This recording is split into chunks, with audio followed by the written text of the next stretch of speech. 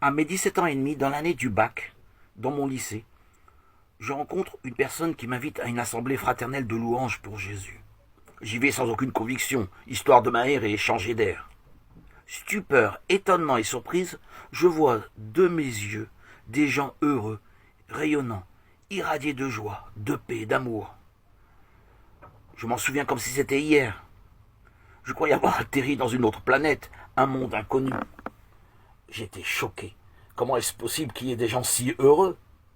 En fait, vous devez savoir que depuis ma préadolescence, je vivais un vide existentiel sans pareil, avec des états chaotiques qui variaient entre états dépressifs, mélancoliques et euphoriques. Plus tard, on m'a diagnostiqué bipolaire, maladie invisible qui a pollué mon existence pendant plus de 34 ans. Pour en revenir à cette première rencontre dans ce rassemblement, ma vie bascule. Je décide, je fais le choix de vivre une existence spirituelle. Juif de par ma naissance, j'entreprends d'entrer dans la grande école talmudique d'Aix-les-Bains, d'étudier au Codel, lieu d'études. 2 ans plus tard, j'entreprends d'étudier à l'école talmudique de Mehacharim, le quartier orthodoxe, ultra-orthodoxe au centre de Jérusalem. Puis, avec les années, je prends de l'âge, je suis fatigué. Je rentre en France. Je fais une dernière école religieuse talmudique, celle de Brunois, une école Lubavitch. Mais dû à ma bipolarité, je n'ai plus de conviction, je n'ai plus d'enthousiasme. Je poursuis toujours mes prières, mais il me manque l'essentiel, la substance, la vitalité que j'ai trouvée ces gens animés de l'esprit de vie à mes 17 ans et demi. Je suis toujours triste, malheureux, dépressif à cette époque. Donc je décide que ces gens qui sont animés de l'esprit de vie qu'offre Jésus-Christ pour tous ceux qui croient, doit être la voie que je dois suivre pour retrouver peut-être un peu de joie de vivre, une raison d'être. Donc j'entreprends secrètement de lire l'Évangile et je maintiens dans le secret de mon cœur mon amour pour Jésus, pour la parole. Et tout cela en secret. Marié depuis 28 ans, père et grand-père, je poursuivais ma vie dans mon judaïsme de manière tout à fait banale, dans une existence qui alterne entre hospitalisations nombreuses et médicaments à ne plus en finir, dû à cette maladie qu'on appelle la bipolarité. À l'époque, on m'appelait le maniaco-dépressif. J'étais condamné, perdu, désespéré. Je subissais les ténèbres. Je souffrais énormément de cette maladie dépressive. Il me manquait l'essentiel, le joyau, le diamant qui allait transformer, bouleverser toute mon existence. L'Esprit Saint, j'en étais sûr. Le recevoir allait me transformer.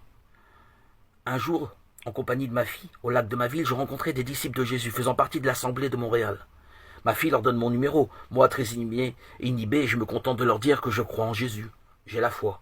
Miracle. Environ 6 mois après, un disciple m'appelle. Je lui demande le baptême. Ma demande sera exaucée le 26 septembre 2019, à mes 51 ans. Je me retrouve dans le lac de ma ville, en petite culotte. Je voulais pas tremper tous mes vêtements. 1 heure après, je devais me rendre à la synagogue pour faire ma prière de l'après-midi. Je ne ratais jamais aucune prière. Ma régularité a toujours été exemplaire. Manquer le rendez-vous aurait paru louche. Le disciple me baptise. Alors par immersion au nom de Jésus. L'odeur était nauséabonde. L'eau était très sale. Qu'importe, ma foi était grande. Et miracle. Une force violente, agressive, lourde sort de mon corps. Je me sens tout allégé. Tel un oiseau. Mon cœur, mon esprit, mon âme est transformé. Un changement radical se fait sentir. Une éclaircie commence à surgir dans tout mon être. Je ne savais pas encore que j'étais guéri de ma souffrance dépressive, qui a été pendant une grande partie de mon existence un poison. Alléluia, gloire à Dieu. Aujourd'hui, à mes 53 ans, je suis épanoui, délivré, libéré, heureux, comblé, enrichi, guéri en Christ de ma bipolarité qui a pollué mon quotidien pendant des décennies, 34 ans. Exactement, fini les hospitalisations, médicaments. Jésus, tu m'as délivré, libéré, arraché à la damnation de cette malédiction.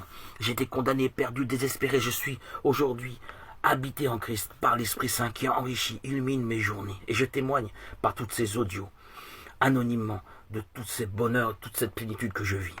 J'ai subi les ténèbres, j'ai reçu l'Esprit Saint. Waouh, miracle, merci Jésus, dans le silence. Ta paix et la joie résident dans mon cœur. Je témoigne par audio de cette merveilleuse plénitude de vivre en toi, par toi, pour toi. Ta présence édifiante sur ma chaîne YouTube. Gloire à Dieu, mon amour pour le Christ est caché, le secret gardé, rien n'a été révélé. C'est parfait, le mystère demeure, personne ne se doute de ma foi en Christ. C'est extra, un prodige, une merveille. Et cela me convient parfaitement. Les gens ont vu la transformation, le changement, ma guérison, mais ils ne savent pas d'où ça vient. Beaucoup viennent me voir, me côtoyer, alors qu'à l'époque j'étais invisible, je faisais partie des murs. Personne ne me parlait tellement j'étais inhibé, enfermé sur moi-même. Loué soit Dieu, ta puissance agit en moi. Jésus, tu es bien à la fois homme et Dieu incarné. Oui, Jésus, aujourd'hui, j'ai toujours confiance en toi. Tu es l'axe, le centre, le sens à ma vie.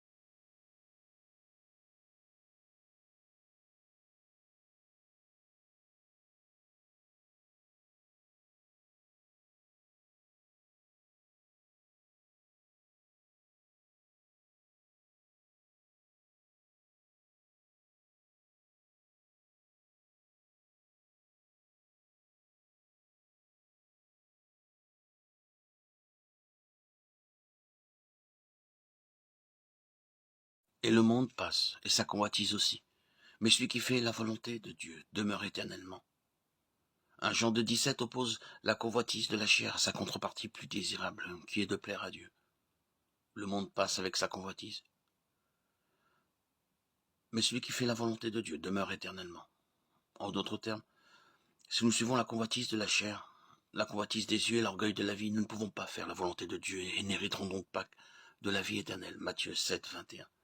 Ceux qui me disent Seigneur, Seigneur n'entreront pas tous dans le royaume des cieux, mais celui-là seul qui fait la volonté de mon Père qui est dans les cieux. 1 Corinthiens 6, 9, 10. Ne savez-vous pas que les injustes n'hériteront point le royaume de Dieu? Ne vous y trompez pas, ni les impudiques, ni les idolâtres, ni les adultères, ni les homosexuels, ni les voleurs, ni les cupides, ni les ivrognes, ni les outrageants, ni les ravisseurs n'hériteront le royaume de Dieu. Galates 5, 19, 20. Or, les œuvres de la chair sont manifestes. L'impudicité, l'impureté, la dissolution, l'idolâtrie, la magie, les inimitiés, les querelles, les jalousies, les animosités, les rivalités, les divisions. Par la foi au sacrifice de Jésus, nous ferons continuellement mourir les œuvres de la chair. Romains 8, 12, 14. Nous ne permettrons pas au désir de notre chair de contrôler notre vie. Au contraire, nous choisirons de nous considérer comme crucifiés avec Christ. Galates 2, 20. Afin de vivre pour la gloire de Dieu. J'ai été crucifié avec Christ, si je vis, ce n'est plus moi qui vis. C'est Christ qui vit en moi. Si je vis maintenant dans la chair, je vis dans la foi au Fils de Dieu, qui m'a aimé et qui s'est livré lui-même pour moi. Ainsi, soit que vous mangiez, soit que vous buviez, soit que vous fassiez quelque autre chose, faites tout pour la gloire de Dieu. 1 Corinthiens 10, 31. Le fait que la prostituée de Babylone soit mentionnée comme un mystère signifie que nous ne pouvons pas être complètement certains de son identité. Le passage de 2 Thessaloniciens 2, 3, 4, Daniel 9, 27 nous donne cependant quelques indices. Apocalypse 17, 9 explique: il faut pour cela un esprit sage. Les 7 têtes sont 7 montagnes sur lesquelles la femme est assise. De nombreux commentateurs lisent ce passage à l'Église catholique romaine, car dans l'Antiquité, la ville de Rome était connue sous le nom de la ville aux 7 collines, car 7 collines proéminentes entouraient la ville. Cependant, le verset 10 explique ensuite que les 7 collines représentent 7 rois ou royaumes, dont 5 sont tombés, un qui est et un qui est à venir. Par conséquent, la prostituée de Babylone ne peut pas se référer exclusivement à Rome.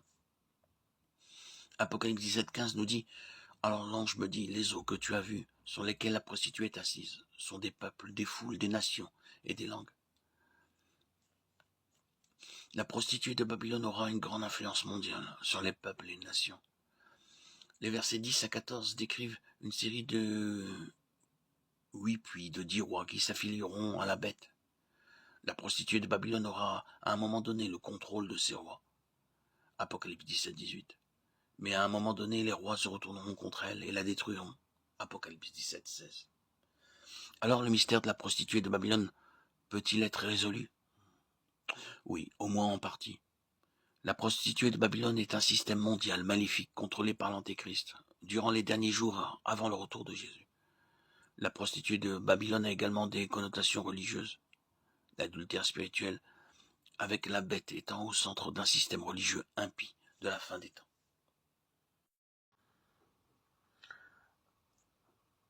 Habitez le seuil de ta maison, Seigneur, guettez le temps de ton retour. Comme un veilleur guette le jour, restez dans l'amour de ton nom, accueillir ton pardon. Veillons pour être prêts le jour où tu viendras, préparons ton retour. Viens, Seigneur, le monde attend, besoin de toi. Veillons en espérant que se lève le jour, annoncer ton retour. Veillons pour accueillir la promesse donnée, témoigner de ce jour. Veillons pour accomplir les œuvres de l'amour, connaître ton retour. Christ, paix du monde, toi douceur unique, celui qui t'aime doit aimer son frère, unis-nous ensemble dans l'amour du Père. Christ, vie du monde, toi l'espoir unique, seul dans l'angoisse tué par tes frères, toi qui nous sauves, règne avec le Père, gloire et louange à toi. En toi, Jésus, nous recevons tous les dons de la grâce, nous témoignons du royaume de Dieu. Établis dans sa parole, affermis dans la foi, nous attendons le royaume de Dieu. Dieu lui-même est fidèle, il nous appelle à vivre avec son Fils au royaume de Dieu.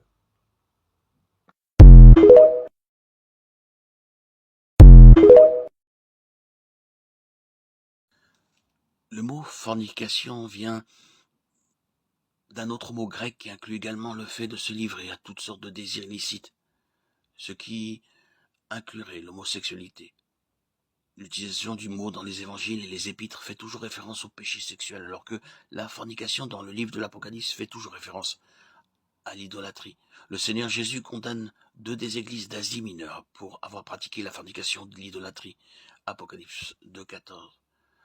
Et il fait également référence à la grande prostituée de la fin des temps, qui est la fausse religion idolâtre, avec laquelle les rois de la terre se sont livrés à l'impudicité et du vin de son impudicité. Les habitants de la terre se sont enivrés. Apocalypse 10, 1, 2.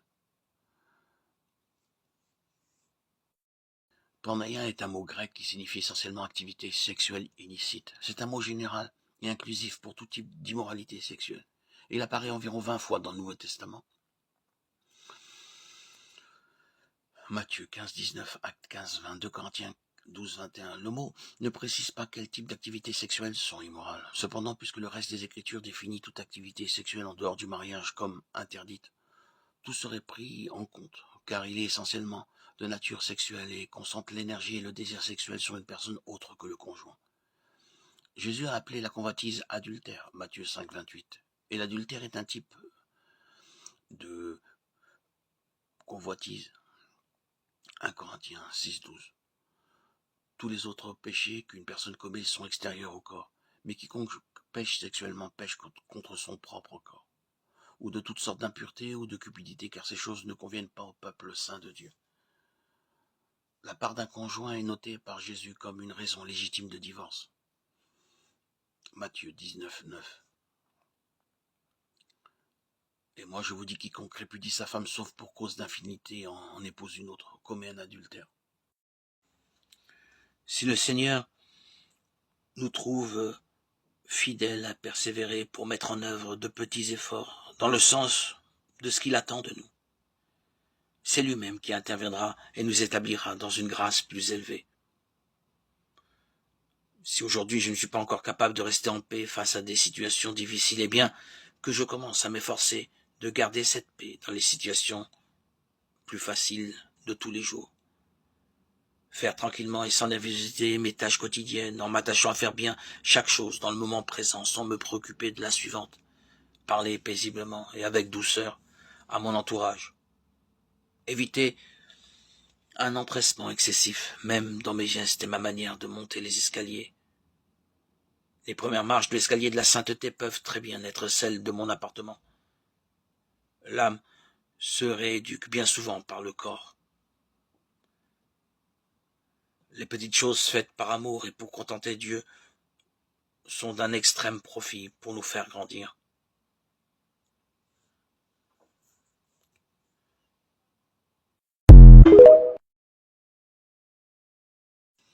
Le message biblique du salut est simple, clair et étonnant à la fois. Nous avons tous commis un péché contre Dieu. Romains 3, 23. À part Jésus-Christ, personne n'a vécu toute une vie sans péché. Ecclésiaste 7, 20. Certainement, il n'y a pas sur la terre d'homme juste qui fasse le bien et qui ne pêche jamais. À cause de notre péché, nous avons mérité le jugement de Dieu, la mort. Romains 6, 23. À cause de notre péché et de sa punition méritée, nous ne pouvons rien faire par nous-mêmes pour nous réconcilier avec Dieu. En raison de son amour pour nous, Dieu est devenu un être humain dans la personne de Jésus-Christ. Jésus a vécu une vie parfaite et a toujours enseigné la vérité. Cependant, l'humanité a rejeté Jésus et l'a mis à mort en le crucifiant. Bien que cet acte horrible ait tué le seul homme vraiment innocent, notre salut a été obtenu. Jésus est mort à notre place. Il a pris sur lui le fardeau et le jugement de notre péché. 2 Corinthiens 5, 21.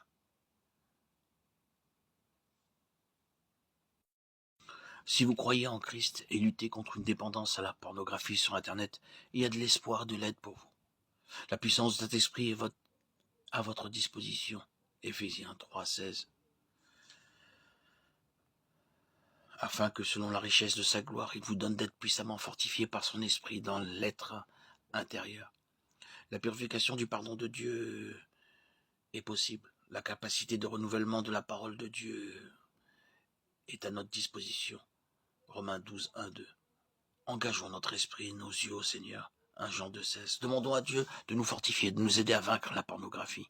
Demandons à Dieu de nous protéger d'une exposition supplémentaire à la pornographie et de remplir notre esprit de choses qui lui plaisent.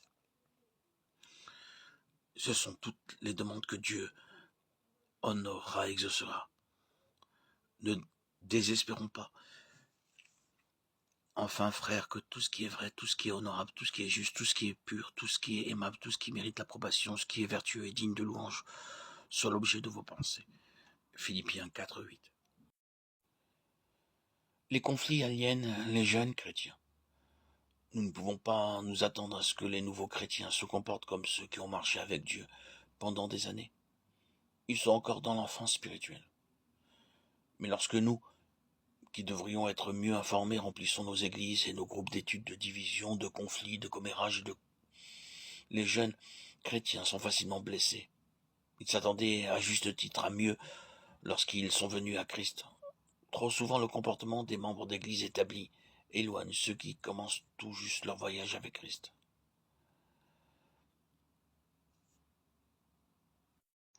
L'iniquité triomphe autour de nous. Le monde l'accepte et semble même l'approuver. Le monde garde son orgueil malgré toutes ses tares et ses turpitudes. Ne devrais-je pas être plutôt dans l'affliction, comme nous le dit l'apôtre Saint Paul, 1 Corinthiens 5, 1, 8. en présence de la corruption que nous connaissons, je m'habitue moi-même. Je prends mon parti. Mais cette accoutumance est une sorte de perdition. Il faut que, même pécheur comme je le suis, je sache garder l'intransigeance du chrétien, non pour juger ni pour condamner, mais pour maintenir en moi la clarté divine. Et pour cela, garder le contact constant avec le Christ. Regardez toujours à lui comme au seul absolu que je connaisse, la sainteté.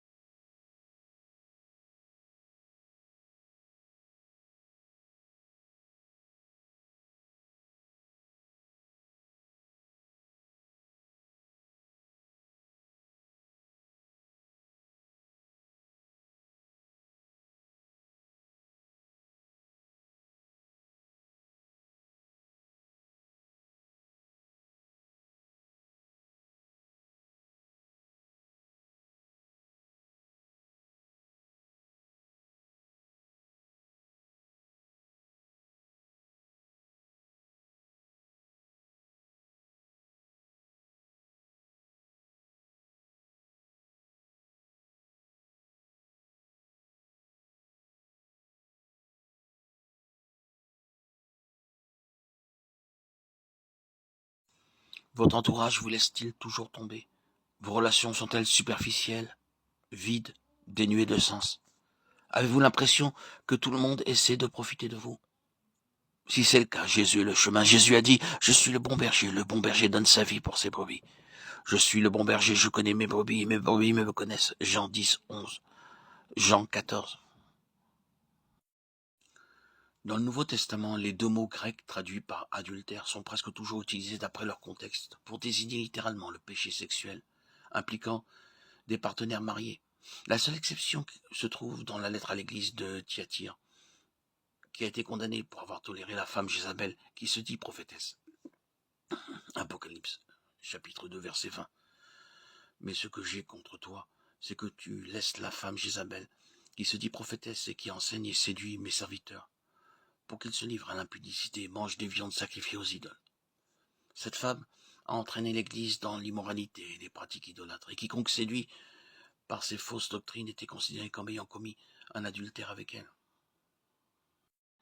Tu ne convoiteras pas la maison de ton prochain. Tu ne convoiteras pas la femme de ton prochain, ni son esclave, ni sa servante, ni son bœuf, ni son âne, ni quoi que ce soit qui lui appartienne.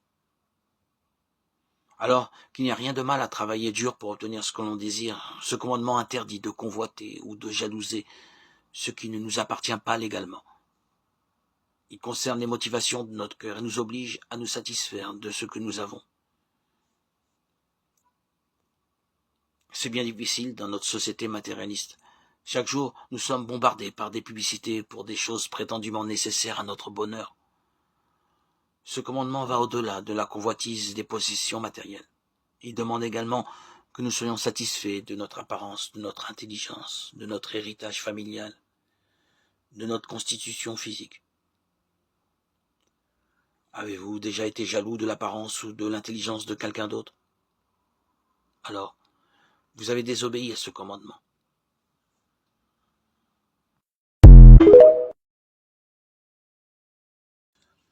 Des querelles peuvent survenir lorsqu'une différence d'opinion devient la priorité dans une relation. Les querelles s'accompagnent toujours d'orgueil et d'un esprit indomptable chez l'une ou les deux parties. Proverbe 13.10 dit « Là où il y a des querelles, il y a de l'orgueil, mais la sagesse se trouve chez ceux qui écoutent les conseils. » Quand quelqu'un refuse de considérer un autre point de vue et exige sa propre voix, des querelles en résultent. Quelqu'un qui est déterminé à se quereller ne permettra pas le compromis, la négociation ou l'humilité. Les querelles aliènent les amis, divisent les familles et détruisent les églises.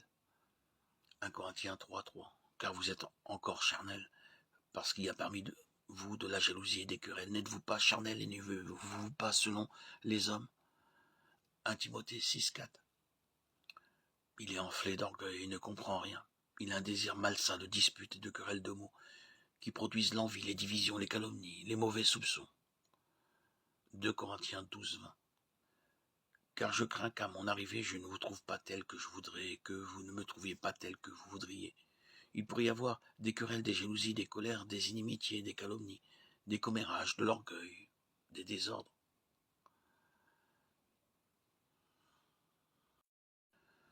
L'avidité est un désir égoïste, et fort d'avoir plus de quelque chose, le plus souvent de l'argent ou du pouvoir. La Bible contient de nombreux avertissements concernant la cupidité et le désir de richesse. Jésus nous avertit: prenez garde à toute espèce de cupidité. La vie d'un homme ne dépend pas de ses biens, et vous ne pouvez pas vous accumuler des trésors sur la terre, où les vers et la rouille détruisent, et où les voleurs percent et dérobent. Vous ne pouvez pas servir Dieu et l'argent. Matthieu 6:19. Jésus a-t-il cherché à acquérir de l'argent? Non. Au contraire, il est devenu pauvre pour nous, et n'avait pas où reposer sa tête. Matthieu 8:20, 2 Corinthiens 8:9. Jésus n'a pas non plus recherché le pouvoir. Au contraire, il a dit: si quelqu'un veut devenir grand parmi vous, qu'il soit votre serviteur, et si quelqu'un veut être le premier, qu'il soit l'esclave de tous. Car le Fils de l'homme est venu non pour être servi, mais pour servir, donner sa vie en rançon pour plusieurs. Marc 10, 43, 45.